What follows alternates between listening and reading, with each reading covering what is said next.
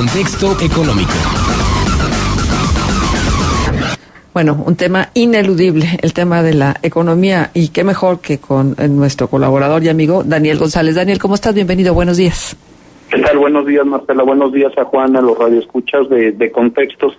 El día de hoy traemos el tema del programa monetario para 2016 del Banco de México. El 29 de enero presentaron el programa monetario y de funcionamiento de la política monetaria pues para este próximo año. En él se establece que el objetivo prioritario de la institución es procurar la estabilidad del poder adquisitivo de la moneda nacional para crear un ambiente de estabilidad de precios y de manera general un entorno propicio para la inversión y alcanzar tasas de crecimiento económico más acelerado. Así establece el documento. Plantea que con esta estabilidad de precios se busca lograr que el dinero mantenga su poder adquisitivo, el cual beneficie a toda la población y especialmente a las familias más pobres.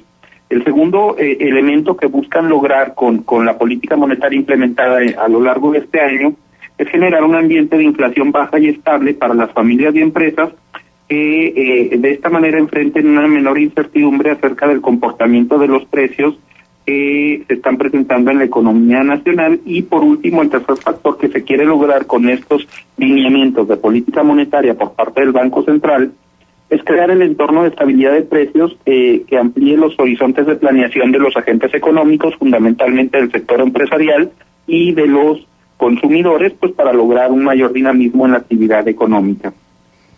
Esto quiere decir que en función de los elementos anteriores, Marcela, la idea de procurar la estabilidad del poder adquisitivo de la moneda nacional, plantea el documento, no se va a contraponer con los otros dos objetivos macroeconómicos, que es el crecimiento y la generación de empleos. Pues el planteamiento del Banco Central es que si se logra la estabilidad de precios a lo largo de este año, vamos a tener un mejor crecimiento y mayor generación de empleos.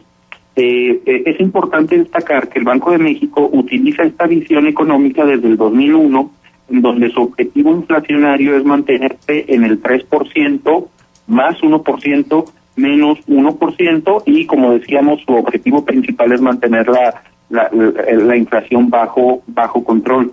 Esta política monetaria del Banco de México está muy en sintonía con el comportamiento de economías más avanzadas, pero también de economías emergentes que utilizan objetivos de intereses interbancarios como el principal instrumento.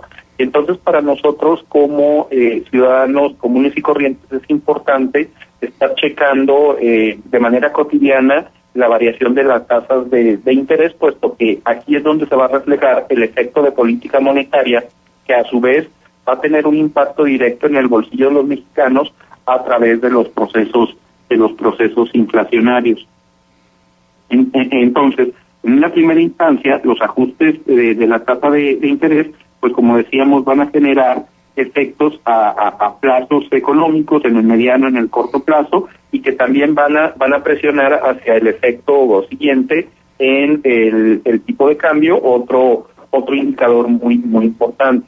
¿Por qué estamos comentando esto, Marcela? Bueno, porque hay un lineamiento de política monetaria en nuestro país, me parece que perfectamente definido. Sin embargo, muchas veces perdemos de vista todo este contexto monetario y lo centramos básicamente en un comportamiento de tipos de cambio, cuando podríamos ver que esto es un efecto básicamente coyuntural en la economía mexicana. Con este marco debe de generarse la conducción adecuada, es decir, con esta visión integral de la política monetaria para avanzar en la creación de un entorno inflacionario más bajo y estable, que genere una reducción en la volatilidad, una disminución de las primas de riesgo y que genere un anclaje sobre todo en las metas de política económica y de crecimiento en nuestro país. Pero este documento también nos habla de que se van a presentar varios acontecimientos que van a empezar a generar presión sobre este objetivo nuevamente para este año del 3% más menos 1%, y los enumera de manera muy puntual, ¿no? Nos dice que la economía mexicana es una economía pequeña, el documento. Bueno, hasta donde yo entiendo, la 11ª economía en el planeta, de ninguna manera es una economía pequeña. Sin embargo, el documento plantea que por ser una economía con estas dimensiones está sujeta a impactos, a factores externos. Estos factores tienen que ver con el retiro ordenado de la política de estímulo de Estados Unidos como el primer factor que va a incidir en los precios en nuestro país, en el tipo de cambio y en las variables de política monetaria. Que surge un nuevo periodo de volatilidad en los mercados internacionales, el segundo punto. El otro tema que puede afectar es la divergencia entre la política monetaria europea y la política monetaria norteamericana, mientras que uno busca la expansión económica, el otro busca su estabilidad en sus divisas, y entonces esto puede generar choques en el escenario internacional que podrían afectar como tercer punto el funcionamiento de la economía mexicana. El cuarto elemento es el cambio de la economía china, que está transitando de un sistema económico de inversión y atracción de inversiones hacia el fomento del mercado interno como principal objetivo, que puede reducir el tema de exportaciones en el mundo y, por supuesto, afectar, que sería el cuarto factor. El quinto elemento que plantea el Banco Central como riesgo para tener esta estabilidad económica en nuestro país tiene que ver con la recesión que se presenta en Brasil como la primera economía latinoamericana y los consiguientes efectos que podría tener sobre el sistema económico de nuestro país. El siguiente aspecto que considera tiene que ver con el crecimiento mayor de lo esperado por parte del mercado interno mexicano, que genere presiones inflacionarias y afecte el sistema económico en nuestro país. Efectivamente, la política monetaria en México, el Banco Central, establece que un riesgo es el crecimiento económico en nuestro país, que pueda generar presiones inflacionarias.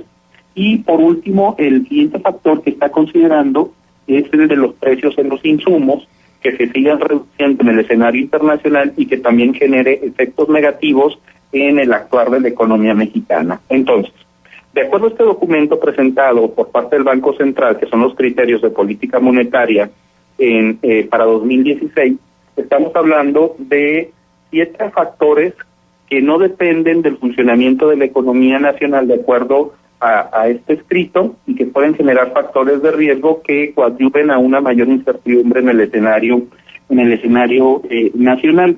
Yo integraría además precisamente esta relación entre las tasas de interés norteamericanas y mexicanas, que es otro factor que tenemos que tener muy en cuenta, y un siguiente elemento que es importante considerar pues tiene que ver con las cotizaciones de la moneda mexicana respecto al funcionamiento de la moneda norteamericana, que no es un objetivo en sí mismo y muchas veces lo perdemos de vista, y me parece que no está bien planteado en el documento, pero es una consideración personal, ya que lo visualizan como un objetivo final y no como un instrumento para un adecuado manejo de la política monetaria. No es que se omita en el documento o que no esté considerado, me parece que simplemente no se retoma como un instrumento.